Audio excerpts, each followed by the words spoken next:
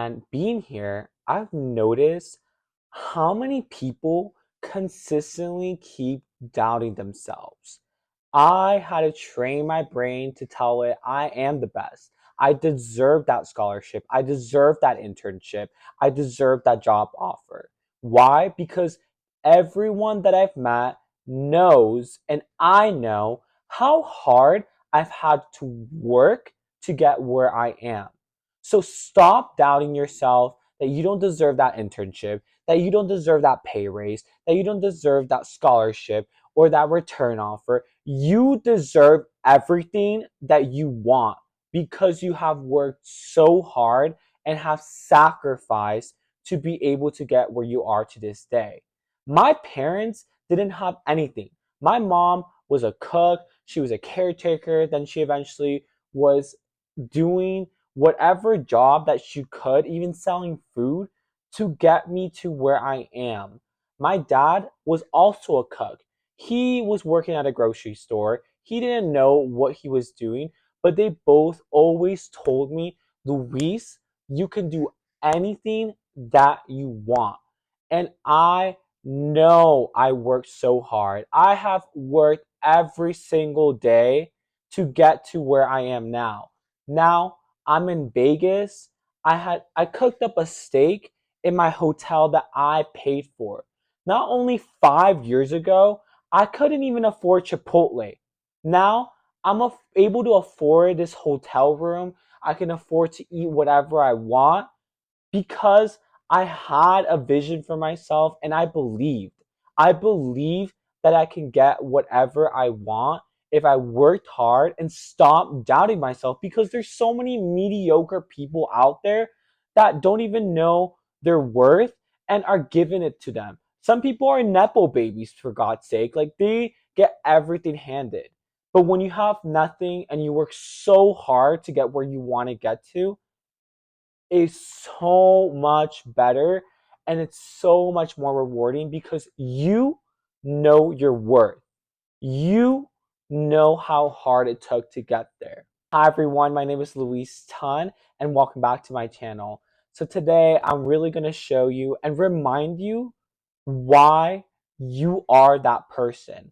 Why being a first generation and a Latino is the best thing you can do for yourself, because those are the things that are going to set you apart and are going to motivate you consistently day in, day out to get to where you want to get to. So stop doubting yourself. Number one, you applied to college without your parents even teaching you. Think about that. You were able to get to college, a university, without any of your parents' help. You know how many people that I went to school with, that I went to college with, their parents were applying for their little FAFSA, they were applying for this and doing, they're like, oh, it's okay, sweetie, like, I got it for you. I did not have that treatment. My parents didn't even know how to read English. I was the one that was translating everything for them. I figured it out. I figured it out. You know how powerful that is to figure it out on your own and then get to that point? That is such a powerful accomplishment. You were able to do something that no one had to teach you how to do. So why are you doubting yourself? Why? You will figure out how to get that job. You will figure out how to get that scholarship. You will figure it out.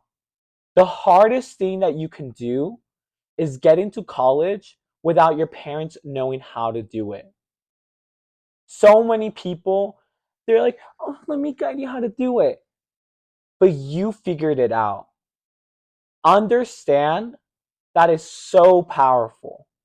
That is the most powerful thing you can do for yourself. And if you can figure that out, you can figure out how to do something else. You can figure out how to buy a house, how to pay for your rent, how to get into school, how to be able to get that job, how to move up in your company. You will figure it out. And you have everything in your toolbox to get you there.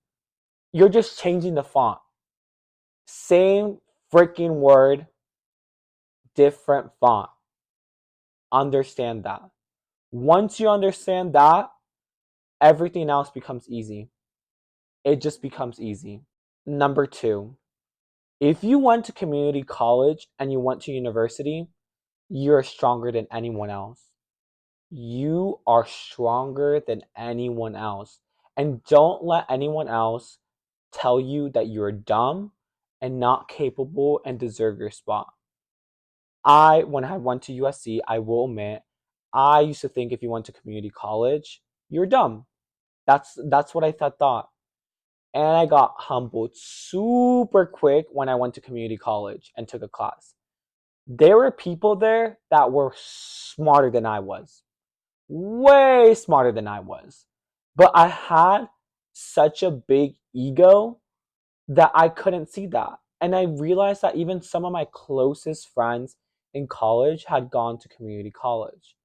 And they figured out, even if they had to take a longer path, to go to community college and then transfer to university and then still play catch up and do everything else that everyone was doing and do it better, do it faster.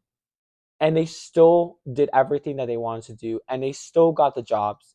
There's people that I know that have gone to community college, went to USC, and then got a job at Google.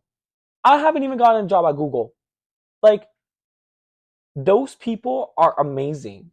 You are amazing if you go to community college.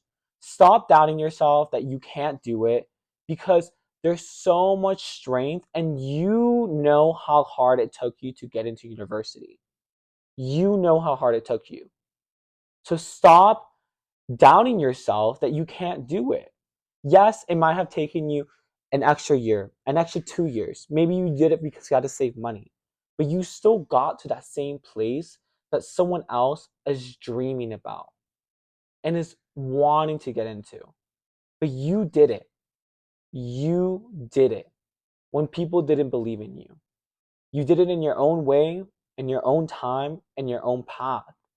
And you have to understand that is way powerful and you have to stop doubting yourself. You really have to stop doubting yourself because that's so hard to do and people just kind of normalize that. They're like, "Oh yeah, no, that's badass. That is so badass. That is such a powerful accomplishment to do." Number 3, stop going into your biggest potential fear and go into your biggest potential of success. When I was in high school, I was taking honors and IB classes, AP classes, which are like super smart classes as well. And all my friends that were there, they were either white, they were either Asian, Indian. I was the only Latino with my other friend who were taking those classes. We did not have to take those classes, but we understood that we needed to challenge ourselves in order to get opportunities in the future to better our circumstances. But the thing that we always that kind of went into my head was all these people would always make fun of me. They'd be like, Luis, why are you taking IB English? Or why are you taking IB French? You're not even that good at it. Oh, you're not even good at this. Oh, you're barely. I almost failed bio honors and I got a C my first semester because I just didn't know how to study and I didn't know. And also at the time, I was dealing with so much. I was living in a single room with my mom and my sister, and my dad had just gotten deported. My brother had also had passed away. Like, all these things were happening. We were basically in poverty. We're always trying to sell food to pay for rent, all this stuff. And I just couldn't focus on school. Like, that just wasn't like my full priority. But I was still taking it and I was still trying my best to be able to do what I needed to do in hopes that it would help me get to college. And all these people were making fun of me, like, oh, this and that. And I was like, well, why do I not feel like I'm succeeding? And then when I got into USC and I finally had the time to focus on myself and focus on what I actually really valued and do well in school and study and do everything I need to do, I went from being a 3.6 to 3.8 student, like whatever the GPA or 3.9, to being a 3.7 or a 3.8 GPA from USC. And for those that don't understand, it is so hard to get a magna cum laude in college because it matters. Like every like A minus to A plus is a different point. You have to understand that. So when I had all the resources and all these things that were affecting how I was able to do in school were removed, I did well. I realized that I had the potential. I've always had the potential, and I had to stop letting people's opinion and how people saw me affect how I saw myself. Once I understood that I was capable of doing it and I could do it, I worked hard and I got everything that I wanted. And I stopped doubting myself. And I was able to get everything that I wanted in college because I was able to focus and stop doubting myself and realizing over and over and over again that I had the potential. I've always had the potential. And you have the potential to do it as well. But you have to understand that you can't doubt yourself. You can't go into the fear. You have to go into your potential of what can I do? I can do it. I am smart.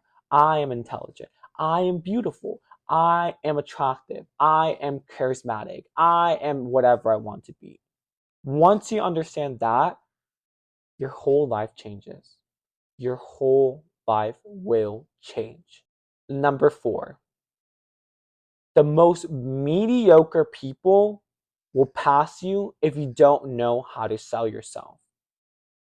In high school, I used to think I was very mediocre because maybe I didn't have that GPA that my other friends that were rich and had the time to study, or because I didn't get into this or that. And then once I started acting more confident in my abilities to do whatever I did, I realized I could get everything. Because I started realizing at USC, the most mediocre people, the dumbest people, will get the job opportunities or the internship just simply because they know that they're not mediocre, or they sell themselves in a way that makes them not look mediocre. And it took me so long to understand that because I used to be like, oh no, like getting into college is not that big of an accomplishment. And then I realized, okay, hold up. There's people paying thousands of dollars for test prep to be able to get their essays read, to get them to do extracurriculars, like whatever. I got into college with the help of my mentors, obviously, but I got into college without having to pay all that. And I still got into a good college like USC. Like, I am not mediocre. You are not mediocre. Stop letting mediocre people take your opportunities because you deserve it as well.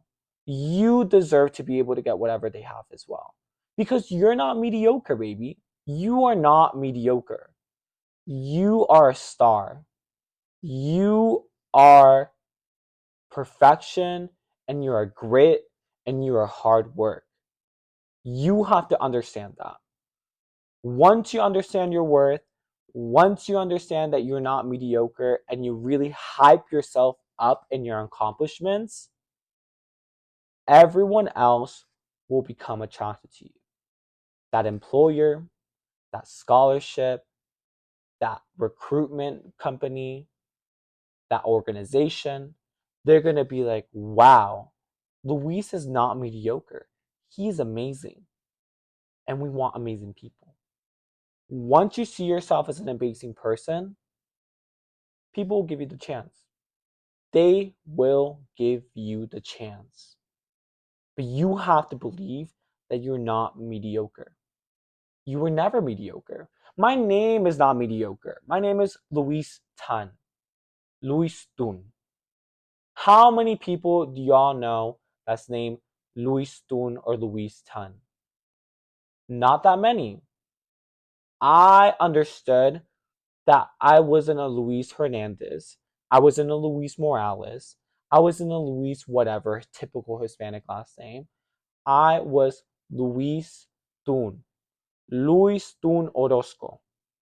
Once I even understood how unique my name was and how I am Mayan, I'm also Mexican, I'm an immigrant, I'm first generation, I'm proud that I came from a low income background, I'm proud that my mom was a cook, I'm proud that my dad was also a cook, and I was proud of those things and how much I sacrificed to get into college. I realized I was not mediocre and people saw that too. Just because of my background does not mean I'm desperate, and also means that I'm way more capable than anyone else. So understand that yourself. Understand that. Number 5, stop saying that you have imposter syndrome. You do not have imposter syndrome. You just haven't learned how. I used to, at first, when I was in college, I used to say, oh my God, I have imposter syndrome. I have imposter syndrome because I didn't get into that club, or like I'm in this club and I have imposter syndrome. I did not have imposter syndrome. Did you know that imposter syndrome is a research done on white women that are high achieving? Does it look like I'm a white woman? I am not a white woman. So why am I using a term used for white women? I have so many different identities that are intersectional that influence my experiences, from being Latino to being first gen to being an immigrant. I am not anywhere there a woman or white. So why am I using that term? It discredits the other issues that go on with racism, classism, colorism. And if you don't know what those terms are, go look it up and educate yourself, because I'm not going to explain it to you. I'm not. I'm simply not. And when I realized where that term originated from, I stopped using it in my vocabulary, because your mind subconsciously puts it in that you're not capable. That, like, once you get a job or you get that acceptance letter or that scholarship, you're like, do I really deserve it? And you go into, like, oh, I have imposter syndrome. You do not have imposter syndrome. You just didn't know how to do it. It wasn't that I had imposter syndrome that I got into USC. I deserved to get into USC because I saw my credentials after I graduated and I was like, yeah, USC should have accepted me, and they did because I had the credentials. Maybe not the grade that everyone has, but I had the extracurriculars and I had the volunteer experience to do that. And when I removed that from my vocabulary, I was like, it wasn't that I had imposter syndrome. I just didn't know how. I didn't know how to apply for college. I didn't know how to do financial aid. I didn't know what was a typical scholarship or typical application essay, but I asked for help. I asked help from my mentors. And once I learned, I was like, okay, I learned how to do it. I know I deserve how to do it. Like, I don't have imposter syndrome. So why am I using this term forced on me? You have to remove that from your vocabulary, because you're subconsciously training your brain that you're not capable of doing it. Number 6, make a plan and follow through with it. A lot of people get into the issue that they want to get into USC. And they're like, oh my God, I want to get into USC. Oh, I want to get into USC. And then they just apply randomly and they're like, okay, why didn't I get into USC? Me getting into USC was a deliberate plan. I planned it out. I planned it out a year before I was applying. Going into my junior to senior year, I had told my college mentor that was helping me apply, I said, I want to go to a university. I want to go to a university that I don't have to pay anything. where I have a good chance, where it's academically challenging, it's a good school, and we made a plan.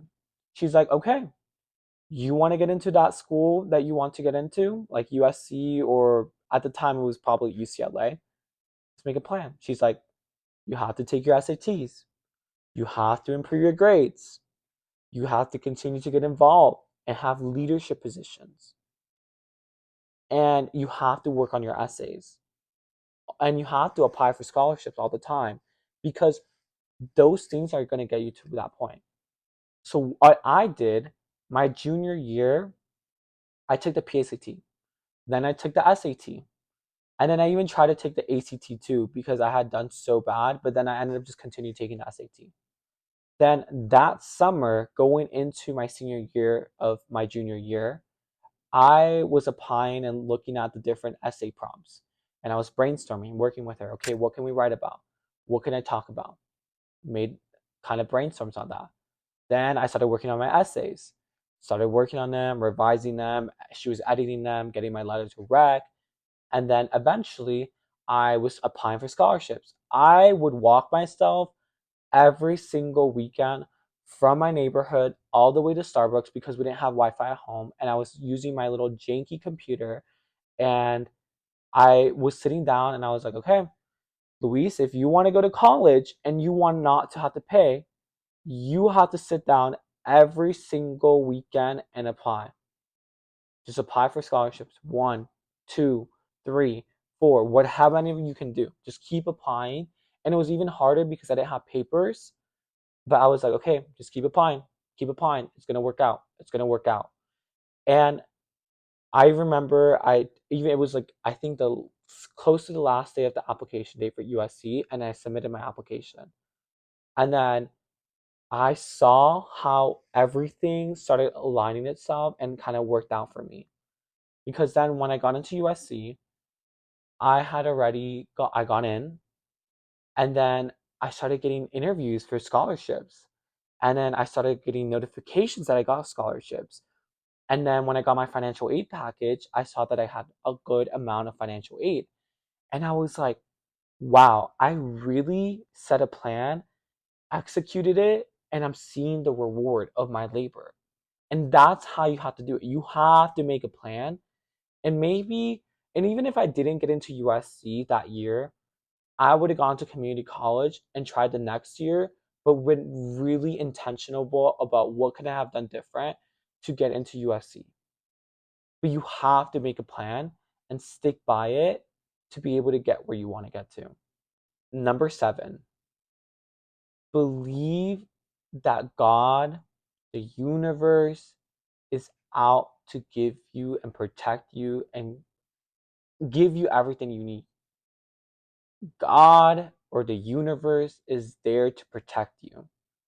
And if you are a good person and you try to be a good person and you just ask, He will deliver. I'm not particularly a big religious person. I was raised Catholic, but I don't practice as much, but I still believe in Diosito and I believe in La Virgen de Guadalupe and I believe in a higher power. You know, sometimes I change the word, whether it's the universe, Diosito, La Rosa de Guadalupe, whatever it is. But I remember my senior year when everything was just shit. It was just, honestly, like, it was just terrible. I was so sad. My dad had gotten deported, my brother had died, and all that kind of stuff. And I was just so in despair. But every night when I would go to sleep and I was crying and I would just kind of like turn into my bed and I was crying, I said to myself, God, please, I was like, Diosito, por favor, ayúdame. Te pido que tengas un plan para mí, que me ayudes a llegar a mis metas, por favor. And basically, I was saying, like, God, please help me get to my goals. You know, I really want to get to this. And mi mami had always told me, Dios es muy grande. Y si cuando le pides ayuda, te va a ayudar. She basically was saying, God is so big. You just have to ask and He will deliver. He will deliver always. Maybe not right now, maybe not next year, but He always delivers. And when I understood that, that gave me the faith and that gave me the motivation and the courage to continue. And it got me to USC. Now I'm a graduate from the University of Southern California with a bachelor's in political science and a master's in communication data science. I'm an engineer. I am an engineer from a top university that paid $450,000 for me to get my degrees. And you can do it. Thank you again, everyone. Thanks for coming to my channel. I'm very grateful, and I hope that I was able to provide you some inspiration, some motivation into being able to get your goals. Anything is possible. You have to believe in yourself and stop doubting yourself. I believe in you. You should believe in yourself. And if you need that reminder, come back, watch my videos, share it with someone. And I hope that you feel inspired and motivated to accomplish your goals because it really, like, anything is possible. Anything is possible. I'm living testament that when you believe in yourself, you work hard, you make a plan, you ask for guidance from God or the universe, things will work out in your favor. Thanks again, and I'll see you guys next time. Bye.